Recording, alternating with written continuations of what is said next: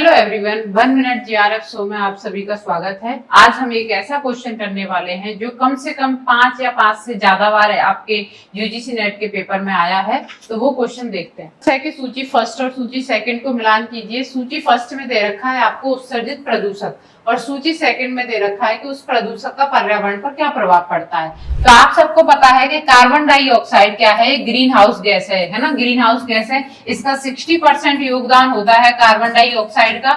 CO2 कितनी होती है, 60% होती है। कैसी है ये, ग्रीन हाउस गैस है और इससे क्या होता है, वैश्विक तापमान बढ़ता है, यानी क्या बढ़ती है, ग्लोबल वार्मिंग बढ़ती है। तो फर्स्ट में तो क्या आएगा आपका डी। तो फर्स्ट में देखो तीनों में डी दे रखा है, तो इससे तो हम किसी कंक्लूजन पर नहीं पहुंचे। सेकंड आता है हमारा कार्बन मोनोऑक्साइड। तो कार्बन मोनोऑक्साइड में देखेंगे अम्ल वर्षा में नहीं आता, विषैले और कैंसर, विषैला और श्वास संबंधी है ना। तो फर्स्ट सेकंड में क्या आएगा, थर्ड। क्योंकि आप सभी जानते हो कि जो कार्बन मोनोऑक्साइड होती है वो हमारे हीमोग्लोबिन से क्रिया करके, यानी CO जो होती है वो HB से क्रिया करके क्या बनाती है बच्चों, HbCO, यानी कार्बोक्सी हीमोग्लोबिन। क्या बनाती है, कार्बोक्सी हीमोग्लोबिन बनाती है। ये जो कार्बोक्सी हीमोग्लोबिन होता है वो परमानेंट कंपाउंड होता है बच्चों।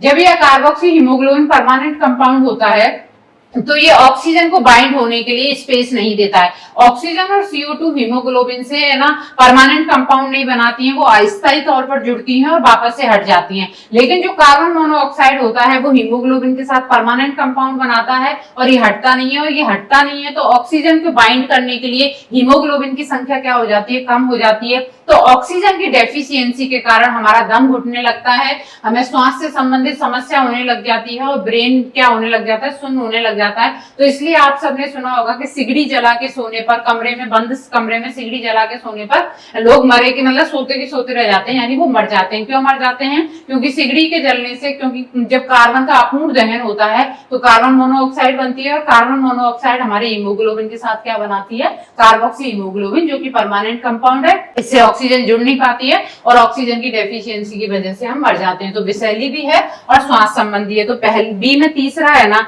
इससे ये आंसर निकल आया है। आंसर जाएगा आपका पहला। और भी देख लेते हैं।